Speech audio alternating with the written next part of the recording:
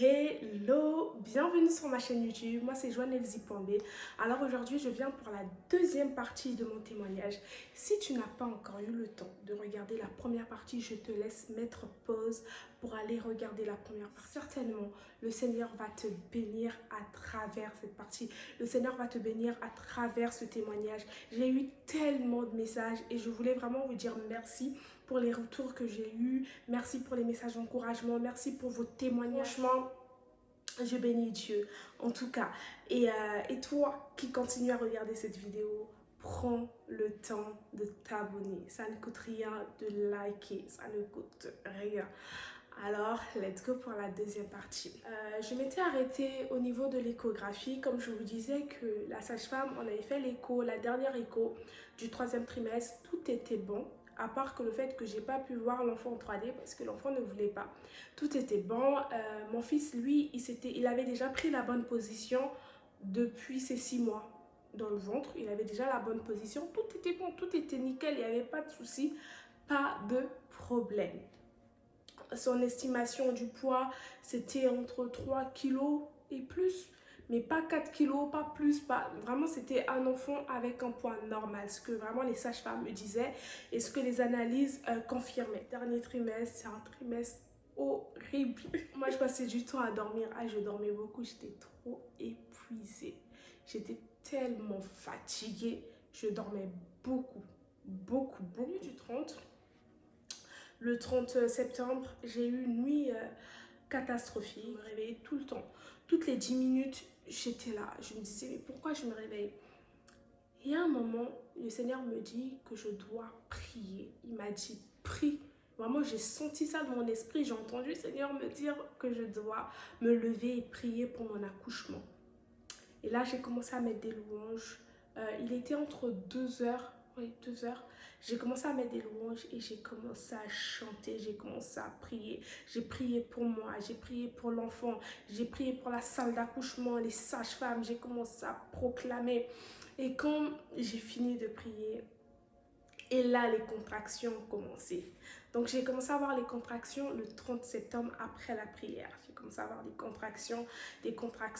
Ça s'est répété encore et encore. Et j'avais une application qui, au fait, te dit à quel moment elle est à l'hôpital, si les contractions sont trop fortes ou pas, ou si c'est des fausses contractions. Voilà. Et j'ai mis l'application. Et à un moment donné, au fait, l'application m'a dit non, vous devez partir à l'hôpital. Niveau contraction, j'ai plutôt bien géré. J'ai plutôt bien géré. Moi qui avais peur surtout des contractions, c'était plutôt ça va. Franchement, c'était plutôt ça va au niveau des contractions. Il y avait des techniques que j'avais appris avec la sage-femme entre respirer, reprendre son souffle et quand bébé, quand j'ai plus de contractions, bah, être en joie en fait. Donc c'était un peu ça. Vers 7h, 8h, on va à l'hôpital, on va aux urgences des maternités, on va aux urgences avec mon chéri. On arrive là-bas, on m'examine, le cœur de bébé bat bien, tout se passe bien. On me dit que madame, vous êtes à un doigt.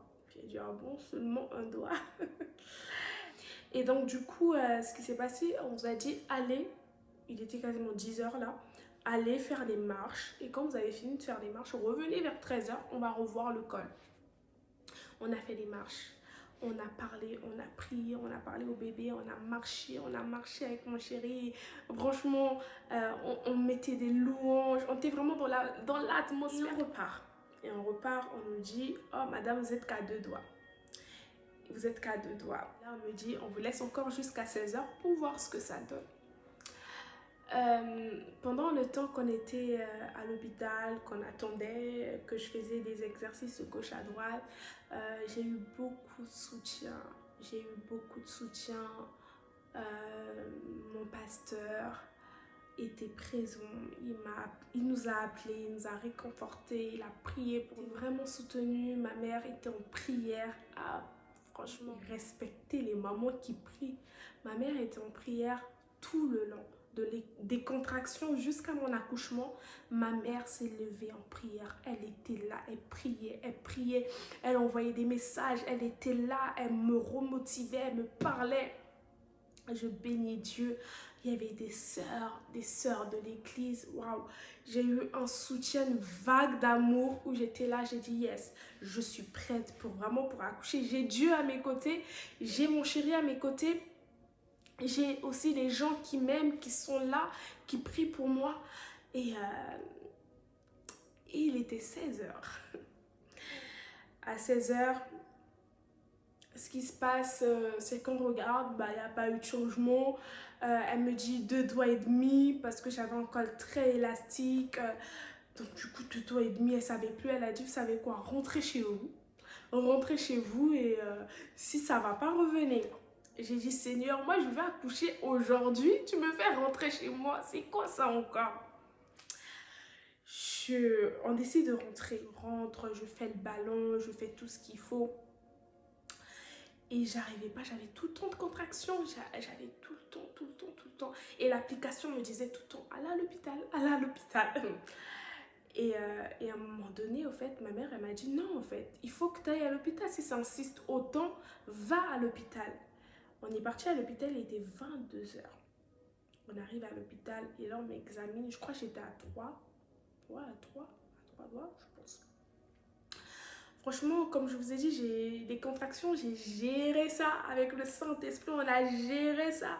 C'est vraiment ça qui me faisait énormément peur, le fait que toutes les femmes me disaient ça fait trop mal, ça fait trop ceci. Franchement, j'étais pisse, ça faisait mal, mais c'était une douleur. En fait, mon corps a accepté que j'ai besoin de cette douleur pour que mon enfant puisse descendre. Et quand mon corps a accepté ça, bah cette peur, en fait, je l'ai refoulée. Je l'ai mis quelque part. J'ai dit, en tout cas, peur, toi, je ne veux pas de toi. J'ai besoin des contractions pour que mon enfant puisse descendre. C'était vraiment ça. Et on arrive et tout, il était 22 heures. Et là, on me dit, au fait, vous allez rester ici. On va vous observer, on va voir ce que ça donne. On m'a ramené le ballon, fait des exercices, ceci, cela. Ok, commencé à faire des exercices. Quand je suis arrivée à 6 doigts, j'en pouvais plus. J'en pouvais plus. Et on me met la péridurale, je crois qu'il était 5 heures, je sais même plus, minuit ou 5, je sais plus. On m'installe dans la salle d'accouchement où je devais accoucher.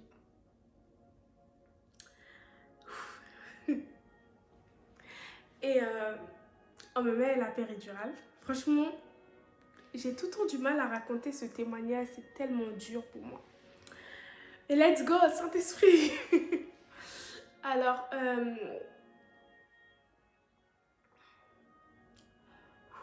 on arrive dans la salle d'accouchement. On me fait la péridurale. C'est quelque chose que je redoutais énormément. L'aiguille, tout. C'est des choses que j'aime pas. Mais je bénis tellement Dieu. Il m'a mis une sage-femme extraordinaire. Les dames qui sont venues me faire la péridurale, elles étaient dures. Mais elles s'en foutaient de ton émotion, elles s'en foutaient de tout, en fait. Tu bouges pas, tu t'assois comme ça, tu fais ça, tu fais ça. Et mon chéri, il n'avait pas le droit d'être là. Mais j'avais une sage-femme, une pépite, une pépite. Elle est restée avec moi, j'étais assise comme ça. Et il y avait les dames qui devaient mettre la péridurale derrière. La sage-femme était devant moi. Elle m'a tenu les mains, je l'ai serrée. Elle me proclamait des paroles. En fait, c'était trop fort. C'était trop fort. Elle me proclamait des paroles. Tu es forte. Tu es capable. C'est pour ton fils que tu le fais. Et vraiment, elle me disait, serre-moi fort. N'aie pas peur. Souffle, respire. Elle était présente d'une manière où j'ai dit, Seigneur, mes prières n'étaient pas en vain. Mes prières n'étaient pas en vain, Seigneur. J'ai fini l'étape de la péridurale. Quand on te met la péridurale, tu ne peux plus manger. Donc, tu peux que boire. Et donc là, du coup, on a laissé la péridurale agir, au fait. Elle a agi. Par moments, je ressentais des douleurs, je rajoutais, mais elle a agi, la péridurale. L'enfant descendait bien. Donc, je dormais beaucoup. J'étais très épuisée. Oh, j'étais fatiguée. J'étais tellement fatiguée. Je sais plus si c'était de minuit à 17 heures. En tout cas, si c'est de 5 heures à 17 heures, je sais plus, mais j'avais la péridurale tout ce long-là. J'étais épuisée. Mon chéri était très présent. Il était beaucoup dans la proclamation des paroles de bénédiction. de fortification. Il me parlait énormément. Elle m'appelait beaucoup, elle priait. Franchement, j'étais entourée d'une vague d'amour, mais en même temps d'une vague, en fait, de prière. Il y avait de la prière partout autour de moi. J'étais saturée de la présence de Dieu. Dans cette fatigue-là, les médecins venaient pour voir le bébé. Ils venaient pour voir je suis à combien de centimètres. Et ça avançait très bien. Ça avançait très bien. Mais à un moment donné, je suis arrivée à 9 centimètres et ça s'est arrêté. Ça s'est arrêté. Et on ne comprenait pas pourquoi en fait, l'enfant n'évoluait plus. Pourquoi j'arrivais pas à 10 centimètres pour qu'on commence l'accouchement. On ne comprenait pas. 1 heure est passée, 2 heures est passée, 9 centimètres. Ils ont dit c'est pas possible, c'est pas normal. Et là, je pense qu'on m'a fait l'écho. Et là, on fait l'écho. On voit que mon fils ne regarde pas dans la bonne direction. Il faudra le retourner, en fait. Et là, je comprends pas. Je dis, mais comment ça, il faudra retourner mon fils? Et donc, du coup, là, on prend... la sage-femme, elle vient, elle essaye. Elle fait rentrer toutes ses mains à l'intérieur. Elle fait rentrer ses mains. Elle essaye de tourner l'enfant. Elle n'arrive pas. Elle va appeler des médecins et tout compétents. Ils arrivent. Ils tournent l'enfant. Première fois. 1 heure après, l'enfant reprend la même position. Ils comprennent pas. Ils comprennent pas. Ils disent c'est pas possible. Et j'étais qu'à 9 centimètres. Deuxième médecin vient encore. Il malaxe mon fils. Je sens qu'on est en train de tourner mon fils. J'étais tellement pas bien. J'étais pas bien. Je sentais qu'on tournait mon fils. Deuxième fois. Au bout d'1 heure, le petit, il a rechangé de position. On comprenait pas. Et mon chéri, il était là. Il arrêtait pas de me dire que Dieu va faire, t'inquiète pas, que le petit va reprendre sa position. Et là, on commençait déjà à me parler de césarienne, alors que la césarienne, je ne la voulais pas. Je ne voulais pas de césarienne. On commençait à me parler de césarienne. Et on voulait pas de césarienne, que ça soit mon chéri, que ça soit moi, on voulait vraiment pas de césarienne. On voulait pas, en fait. Donc, le deuxième médecin qui est venu tourner l'enfant, du coup, on s'est dit, on va voir, on va attendre. Mais eux, ils ont dit, si ça continue, 9 centimètres, ça fait déjà quelques heures, là, déjà 2-3 heures, c'est trop. Ça fait déjà 2-3 heures, c'est pas possible. L'enfant va se fatiguer, en fait. Parce que j'avais toujours de contraction. Donc, l'enfant va se fatiguer. À un moment donné, il faut faire une césarienne. Quand on l'a tourné pour la deuxième fois, on a laissé encore 1 heure. Après, un médecin revient pour me dire, madame, on va retourner pour la 3e fois. J'étais au bout. Au bout, j'ai dit, j'en peux plus. Au fait que vous malaxez mon fils comme ça, j'en peux plus. Je n'en peux plus. 2 fois, pas 3 fois, je n'en peux plus. Et là, mon chéri, il me dit, non, mais la 3e fois, c'est la bonne. T'inquiète pas, c'est la bonne. Et là encore, c'est reparti. On remalaxe encore le petit, on le retourne encore. Je sens tout, je ressens tout. Franchement, c'est une partie de témoignage que je redoutais de ouf. Je redoutais trop ce témoignage. Entre le fait que j'avais pas mangé... je suis désolée. Entre le fait que je n'avais pas mangé, j'étais énormément épuisée et je voulais absolument accoucher. Et mon fils n'était pas dans la bonne position. Il ne regardait pas dans la bonne position. Et quand le tournait tout le temps, j'étais épuisée. Et la 3e fois, j'ai craqué. Et là, on a tourné. On a dit, ah là, c'est bon, c'est réussi, l'enfant est bien tourné, ça y est et tout. Les médecins disaient ça, on attend et tout ça. On a encore attendu. Le bébé a rechangé, a repris la même position. Et là, en fait, j'ai dit, c'est bon, ça y est, faites-moi une césarienne. J'en peux plus, je veux plus que vous le tournez, je veux plus, je ne veux plus. Je veux qu'on me fasse une césarienne, que mon fils puisse naître. Je n'en peux plus, en fait.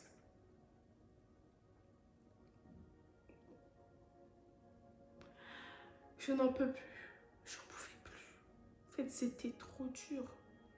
C'était trop dur. Moi qui croyais accoucher normal, en fait. Normalement, moi qui partais à l'hôpital avec ma petite valise en disant qu'aujourd'hui, j'accoucherai. Et là, on était le premier octobre. Mais je savais pas que ça allait se passer comme ça. Je m'attendais pas à tout ça. Je m'attendais pas. Et là, on programme la césarienne. On me ramène dans la salle pour faire la césarienne. Je voulais absolument que mon chéri soit avec moi. Je voulais absolument. Une grande journée, un grand moment, que le Seigneur nous accompagne, que le Saint-Esprit prenne le contrôle de la salle, que le Saint-Esprit prenne le contrôle de chaque personne dans la salle, que le Saint-Esprit protège ma femme, surtout, et mon enfant, dans le nom de Jésus. Que tout se passe divinement bien, que tout se passe de manière excellente. Et là, les autres, ma mère, elle me soutenait dans la prière. Tout le monde était en prière. On arrive dans la salle du coup, on me fait encore, on me met tout ce qu'il faut. J'étais tellement fatiguée, on me mettait tout ce qu'il fallait pour que j'ai pas mal. Et là, on me fait la césarienne. Et là, j'entends mon bébé crier. Ça m'a tellement rassurée, ça m'a tellement apaisée que je me suis dit, ça y est, il est là. Ça y est, enfin, on va arrêter de souffrir, il est là. On a pris son poids. Au fait, mon fils pesait 4,115 kg. Et les médecins, nous, on ne savait pas, même les sages-femmes de l'hôpital ne savaient pas. Parce qu'on l'avait estimé pour 3 kilos et mon fils, il s'est battu dans le ventre. Si on avait continué encore à faire l'expérience de tourner, retourner, tourner, il n'allait pas survivre. Il n'en pouvait plus. Mon fils, il est né avec une longue tête comme ça parce que la bosse, il avait une grosse bosse ici. Il avait une très grosse bosse parce qu'il forçait. Parce qu'il forçait en fait.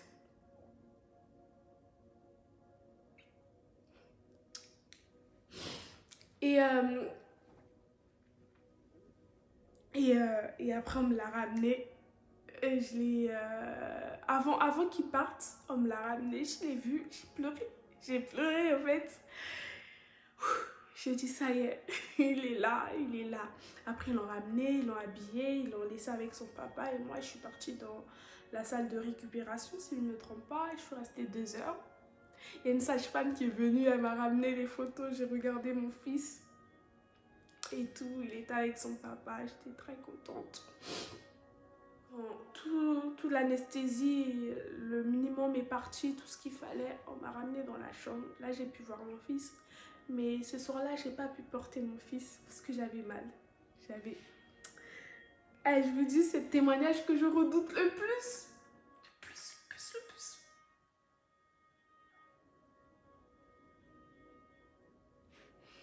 Oh, punaise. Et j'arrive dans la salle, je vois mon fils, mais je le vois de loin parce que j'ai la césarienne. Je connais pas, je m'étais pas informée sur la césarienne parce que moi, je partais pour accoucher en voix basse, normal. Les filles, ne faites pas ça. Renseignez-vous sur tout. La césarienne, l'accouchement normal, l'accouchement avec péri, l'accouchement sans péri. Renseignez-vous sur tout. Moi, je ne m'étais pas renseignée. Et je l'ai très mal vécu, cette césarienne. Je ne la voulais pas. Mais pour mon fils, j'ai fait. Là, je vois mon chéri, je vois mon fils. Je ne peux pas porter parce que j'avais mal. Je pouvais à peine bouger, en fait.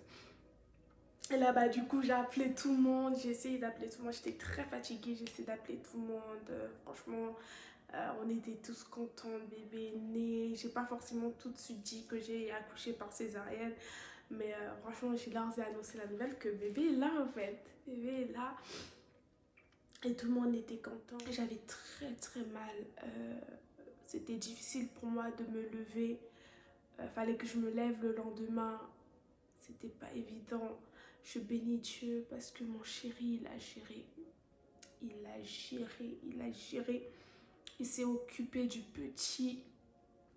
C'était nouveau pour lui. Il s'est occupé du petit. Les sages-femmes, elles étaient là aussi. Elles étaient là pour l'aider. C'est mon chéri qui a fait son premier bain. Moi, j'ai pas fait le premier bain de mon fils. Je l'ai même pas vu. Ils sont partis avec la sage-femme. Je suis pas partie. Les nuits à l'hôpital, parce que mon chéri devait rentrer à la maison. Les nuits à l'hôpital, je me retrouvais toute seule, fatiguée, entre le bébé qui pleure, entre l'allaitement, entre la plaie. Je pleurais. Je pleurais. Je pleurais. Je pleurais parce que c'était dur. Je pleurais parce que je disais, Seigneur, je ne sais pas allaiter. Mon fils, il a faim. J'essaie de l'allaiter, c'est pas évident. J'ai mal. Quelle position prendre? Fallait changer la couche parce que j'étais toute seule. Fallait marcher quand même. Ma force, pendant ce temps-là, je l'ai puisée en Jésus. Mon moral, je l'ai puisé en Jésus. J'avais même plus de morale, en fait. Je l'ai puisé en Jésus. Ce qui m'a vraiment aidée, c'est le fait que mon chéri venait tout le temps à l'hôpital. Il était là. Il venait de 10h, il rentrait à 22h, non, à 2h du matin, pardon. Il s'occupait de l'enfant. Il s'occupait de l'enfant, il s'occupait de moi. Il s'occupait de l'enfant, il s'occupait de moi. Franchement, je bénis tellement le Seigneur pour sa vie.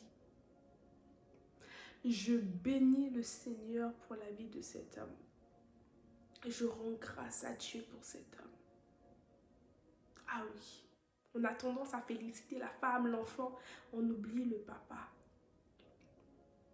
Une bénédiction. À chaque fois que je le voyais, j'avais même des larmes. Je disais, Seigneur, je te rends grâce pour cet homme. Je te rends grâce pour cet homme. Il m'a aidé. Le retour à la maison. On m'a fait des examens qu'il fallait, franchement, nickel, j'avais jamais rien. Mon fils, pareil, et rien. Il n'avait pas de fièvre, sa tête est redevenue normale. Même pas le lendemain, sa tête a repris sa forme normale. Il avait plus mal, plus rien, parce qu'il avait des douleurs en fait à la tête et tout. Quand il est né, que sa tête, il avait trop poussé. Tout allait bien, on est rentré. Le retour à la maison, où là, il n'y a plus de sage-femme qui vient t'aider ou qui vient te donner des conseils. Il n'y a plus ça, en fait. T'as mon chéri qui reprend le travail.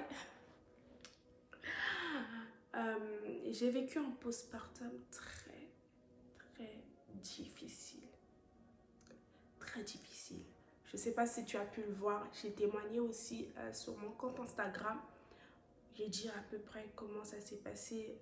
Franchement, je disais au Seigneur, elle est où ma maman? Elle est où ma maman? Je pleurais tous les jours. Parce que c'était dur. C'était dur. Une chose que quand vous mettez Dieu dans une affaire, Dieu répond toujours présent. Si je n'avais pas écouté Dieu ce soir-là, quand il m'a dit réveille-toi et prie, je ne sais pas ce qui allait se passer.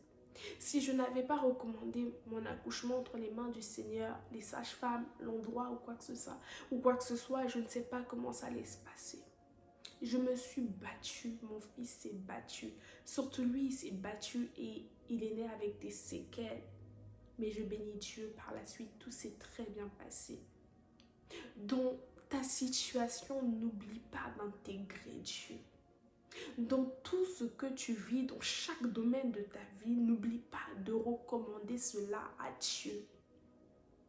C'est tellement important quand le Seigneur est au centre de ta vie, quand le Seigneur est au centre de tes situations, quand le Seigneur est au centre de tes problèmes, c'est tellement bien. Tu vois en fait, sur le champ, tu te dis non mais cette situation elle est compliquée, j'arrive pas à la vivre. Mais les jours après, tu comprends pourquoi tu as vécu ça et tu vois la main de Dieu. Je ne sais pas par où tu passes, je ne connais pas ta situation, je ne sais rien.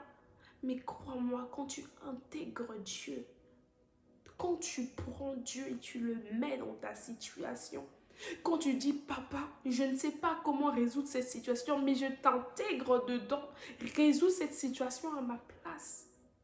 Il prend le contrôle. Il prend le contrôle. Mon accouchement, c'est Dieu qui a pris le contrôle.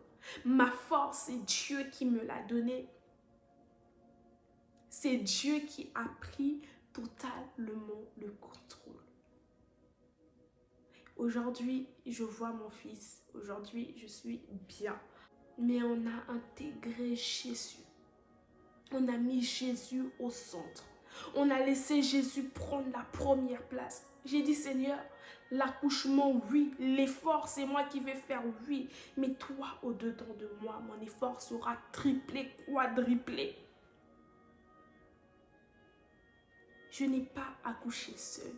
Le Christ a été là, dans la salle d'opération pour l'enfant, pour qu'on déchire mon ventre, pour qu'on prenne l'enfant. Et Jésus était là.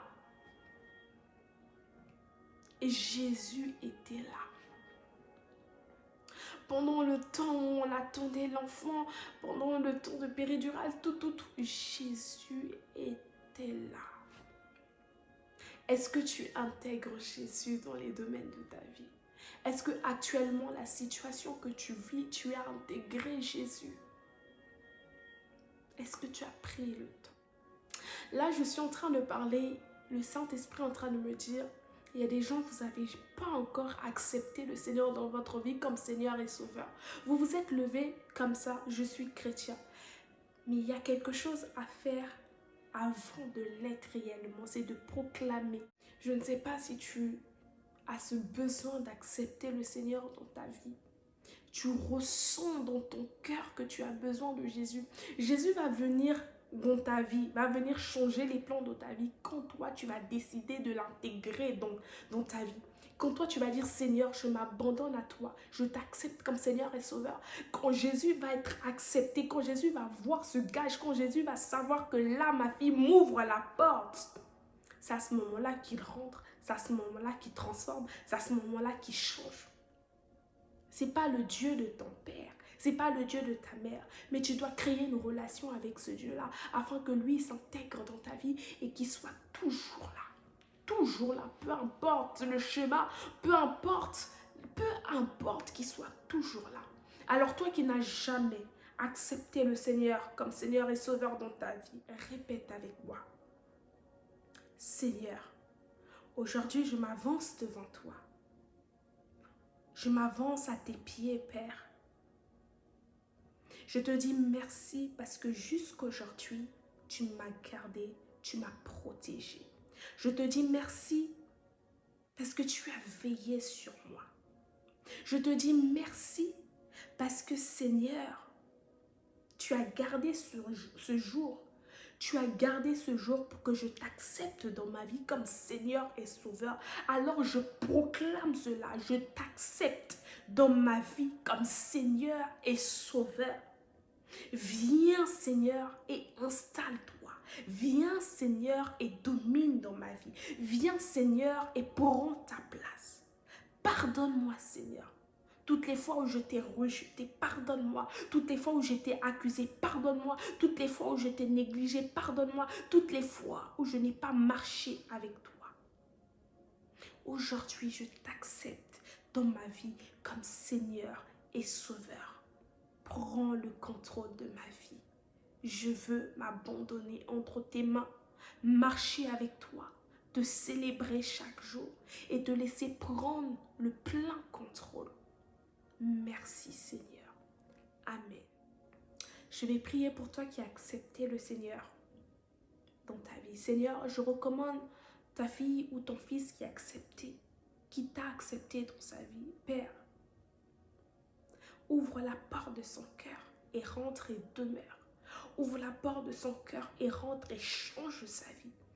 Qu'elle puisse voir, que la personne puisse voir un après et un avant dans sa vie.